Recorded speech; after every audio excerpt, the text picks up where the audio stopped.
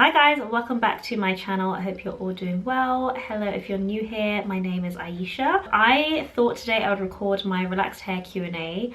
I asked you guys to send through your questions on Instagram, so there are a lot of questions. I'm not going to get through all of them today, but I'm going to answer as many as possible, and if I don't get around to answering yours, I can possibly do a part 2. So just a quick background, my hair is relaxed. I've been relaxing my hair for over 10 years and I have been on my hair journey, so actively taking care of my hair and trying to improve the health and length since I think 2011, so it's been quite a while now. So yeah, let's get into these questions really quickly.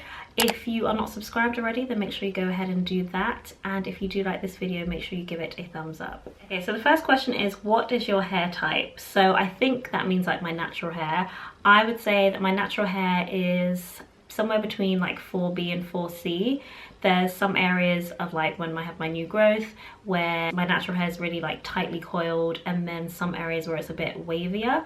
So I think if I were to like transition or go natural, I'd have a lot of different textures in my hair. The next question is your hair high or low porosity? So chemically processed hair is typically like highly porous hair. So I would say that my hair has the characteristics of high porosity hair. So that just means it absorbs moisture quite quickly, but it also loses its moisture quite quickly, compared to low porosity hair, which is a bit harder to absorb the moisture, but once it's there, it usually is locked in. I typically don't really focus on the porosity of my hair. I just go with what works for me. I try not to get too caught up on that, but I know a lot of people do focus on the porosity of their hair and base that on what they do with their hair and which techniques they use. Personally, I just go with trial and error, and whatever works for my hair works for my hair. Do you take any vitamins or supplements? I currently do not take any vitamins or supplements. I'm really bad at remembering to take them. In the past, I have taken biotin, hair affinity, metabolism. Usually I either don't take them long enough to see a difference, or I forget to take them so they expire and I just don't even get a chance to see the difference. So no, I don't take any vitamins. Which relaxer do you use? I currently use the Firm Cream Relaxer in normal. So I get my hair relaxed at the salon, as you guys know, and that's the relaxer that they use there. So that's what I've been using for the last 2 years, and it's been working well for me so far. I have no complaints. Does your stylist use a lye or non-lye relaxer? So the Firm Cream Relaxer is a sodium hydroxide formula, so that is a lye relaxer. Is your hair relaxed bone straight or is it texlaxed? So I currently relax my hair bone straight. I have been toying with the idea of transitioning to like texlaxing, but I feel like if I'm gonna have 2 textures in my hair, I might as well just transition to natural, which I'm not planning on doing anytime soon. So at the moment I do relax bone straight. I did have some like under processed areas, but those have been corrected at the salon. Recommended moisturisers that don't leave your hair feeling sticky. So Cara Care Overnight Treatment. It's a really nice light moisturiser. Doesn't weigh my hair down at all. Doesn't feel sticky. Like, I hate that sticky feeling as well, so I definitely avoid products that feel like that.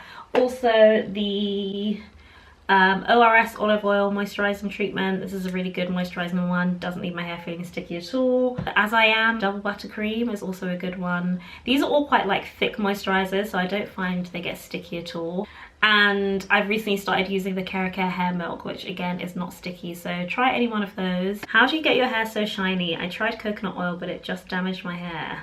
Sorry girl. I always find it so sad when coconut oil doesn't work for people, because I love it and I use it all the time. I use it in my deep conditioners, I use it to seal. Like, anytime I can use coconut oil, I do. If coconut oil doesn't work for you, you can always try light oils like sweet almond oil, jojoba oil. Olive oil is really good for shine as well. But I think for me to get my shine, it's just a combination of using a really good moisturizer and following it up with the oils. How often do you trim your hair? So I trim my hair with every relaxer, which at the moment is every 3 to 4 months. So I'll do it with every single relaxer. If I did relax my hair more frequently, then I would probably trim with every other relaxer. But in between then, I like to do the search and destroy method. So I just take different sections of my hair, like just when I'm chilling, I'll take a section of my hair, take my scissors and look for any split ends and then just trim them. So that really helps maintaining my hair, like the health of my ends. What are your go-to heat-free protective styles? So you guys know I don't really protective style. I am more of like a low manipulation styling kind of girl. So I opt for braid outs like I have today. buns, ponytails, that kind of thing. But if you are into protective styling, then that's always good. You guys can do braids, twists, weaves, wigs. Is it safe to do protective styles on relaxed hair, and which would you recommend? Yes, it is safe to protective style on relaxed hair. In fact, I would definitely recommend it. You can do styles like with extensions, so twists, braids, wigs, weaves, half wigs, lace fronts. Any protective style that you opt for will be great, as long as you prep your hair properly. So make sure you're installing these protective styles on clean hair, you've given yourself a protein treatment and a moisturizing deep conditioner. It's great to have styles where you can access your hair so you can moisturize in between. So if you're wearing wigs that you can take off at night, that's really great. You can oil your scalp and like moisturize your ends, that kind of thing. Or if you've got extensions like the braids or twists, you can add your favorite moisturizer or leave-in conditioner to a spray bottle and add some water and just spray it throughout your hair. So protective styles are great as long as you're preparing your hair properly, the styles aren't too tight, there's no tension on your hair or your scalp, and you're also maintaining the hair underneath. How do you minimize breakage? So I would say it's all about maintaining a good balance between moisture and protein. So if you have a good balance of moisture and protein, you shouldn't experience breakage. So I do that by making sure I'm moisturizing my hair regularly. I'm shampooing my hair with a moisturizing shampoo. I'm doing protein treatments. I'm applying moisturizing deep conditioners. All of that to maintain the health and the balance between moisture and protein. And also with styling, obviously low manipulation styles, not too much tension on different areas of my hair, and really just babying my hair and being quite gentle with it. How are you maintaining your hair amid COVID-19? So I mentioned this in my last video. I don't know, by the time this goes up, we'll be a few weeks into our lockdown, and at the time of recording, my hair is 15 weeks post relaxer. So in order to maintain my new growth and the current health of my hair, I've been using the LCO method, which I swear by at this point in a relaxer stretch. LCO method is liquid, cream and oil. It's a 3-step moisturizing technique. So I've been using my DIY spray, which I have on my channel. This one is just minus the aloe vera juice. So I start with that. I've been using the Care hair milk and then just applying coconut oil to seal, and that has really helped maintain the moisture in my hair. I have also been using heat on my roots, on my new growth, just to make them a bit more manageable, and low manipulation styling. My hair has literally been in 2 cane rows. I only take them out to moisturize my hair every couple of days, and I've got it out now to record this video, but other than that, my hair would literally be in 2 braids and I have no reason to take them out. Next question is, how long do you leave your spray with aloe vera and glycerin in the fridge? When do you renew it? So I make quite a small batch at a time, and it usually lasts me about 2 weeks, maybe 3 weeks maximum. Right now, the one I'm using isn't in the fridge because it doesn't have aloe vera juice, so no ingredients that need to be refrigerated. But normally I would just leave it in the fridge until it's finished, and it doesn't last much longer than 3 weeks. How do you keep your roots so flat / frizz-free without heat? So I've showed you guys my air drying technique. I will leave the video link down below. I find that following that technique really helps me flatten my roots and keep them relatively straight without using heat. I mainly think it's about tying the scarf around your hair to kind of set things in place. That is a good way to make sure that your hair remains straight in the air drying process. But at the same time, I'm not trying to get my hair as straight as it would be if it was flat irons. How do you keep your edges full and healthy? So I feel like I get this question a lot. I would say firstly that a lot of it is down to genetics. Like, I have a relatively small forehead. My hairline comes down quite low to start with. In maintaining my hairline, I would say doing styles that aren't too tight, that aren't going to put a strain on my hairline, switching up the positioning of my styles, like my buns and my ponytails. I don't like to do it in the same position like for a whole week. So if I have a middle parting, I don't want to have the strain in the same place and have a low bun for the whole week. Like, I'll have a middle one or a high one, or leave it down. And also doing scalp massages. At the moment I'm using EL Organics Rosemary Mint Scalp and Hair Strengthening Oil. I like to use this for my scalp massages at the moment. I absolutely love this oil and I keep going through it so quickly. It is infused with biotin and encourages growth, so that's a good one to try. How do you take care of your hair whilst working out? So I've got this question quite a lot in the last few weeks. So I've been working out daily throughout this lockdown period. I do live workouts on Instagram. One thing I have to say is I don't feel like I sweat as much as like a normal person. I never sweat like on my head. The sweat's never dripping. It's usually like on my shoulders and my back. To minimize any damage there, I always make sure that my hair is tied up. I usually have it in my 2 braids and I'll pin them up. If you can cover your hair, then that's also a bonus. I feel like it's a bit different when I'm going to the gym. I will literally just have it in like 2 braids or something, all pinned up.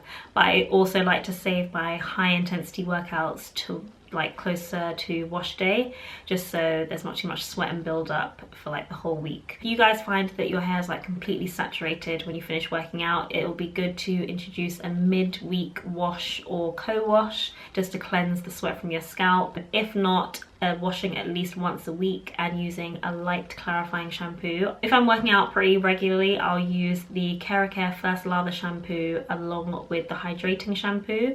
So First Lather shampoo is all in the name. You use that one for your first wash to lift the dirt, and then the hydrating detangling shampoo just moisturizes your hair as it cleanses. But since I'm not usually wearing my hair straight, like flat iron straight, I'm never trying to maintain a straight style. If I've like gone to the salon and had my hair straightened, I'll either not go to the gym that week, or I'll save my like high intensity stuff till literally the day before wash day. I think with regards to that, it's more so like, do you want to maintain your hair or do you want to reach your fitness goals? And for me, it's usually I want to look snatched, so I don't really mind sweating and like sweating out my hair a bit, and then I'll just wash it. I'll do a more detailed video on that if you guys want to see it. How do you keep your low manipulation styles in for days but still moisturize and seal every night? So my low manipulation styles are obviously buns and ponytails and braid outs and stuff.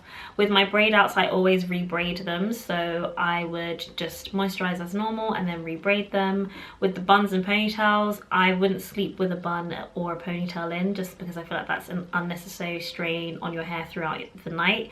So I would take down the style, moisturize and seal as normal. I will either like cover the front of my hair and just twist up the back, or I will twist the ends or plait the ends so there's more texture. I do actually have a video where I've recorded my low manipulation styling throughout the week, so that will probably be coming after this, so you can see how I switch up the styles daily but still moisturize my hair and like try not to manipulate my hair too much. What do you do if you suffer from dry ends? So if my ends are feeling particularly dry, I'll either seal with a heavier oil, like I'll put some castor oil or Jamaican black castor oil on the very ends of my hair. But if I don't want to weigh down my hair too much, then I'll use the baggy method. So that's just where you moisturize and seal as normal.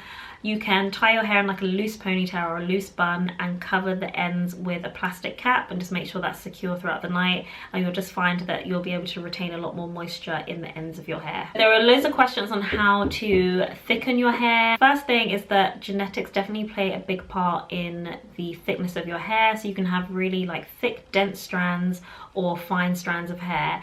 You can't really change that, your genes are what they are, but you can help give the illusion of thicker hair. For example, by only relaxing your new growth. I know some people go over like the previously relaxed hair, but you don't want to do that. Just stretching your relaxers so you actually have new growth for you to relax, so you're not overlapping the relaxer. Using a relaxer strength that matches your hair, so don't use a super strength relaxer if you only need normal or a mild relaxer.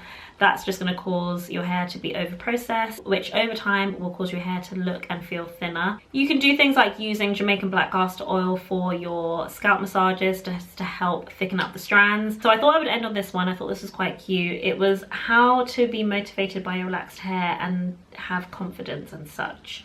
So I maintain my confidence mainly because I love my hair. I love it in whatever state it's in, but I love my relaxed hair. I love taking care of it. I love inspiring you guys to take care of your hair. I feel like it's just about loving and appreciating your hair, however it is, whatever state it's in, but still being able to see the potential and, you know, wanting to improve it, wanting it to grow. There's nothing anyone can say or a comment someone could leave that would make me not love my relaxed hair. So yeah, guys, just embrace your hair. Love your hair, love yourselves. Okay, so I'm gonna leave these questions here. If I didn't manage to answer your question, then leave it down in the comments and I'll respond there.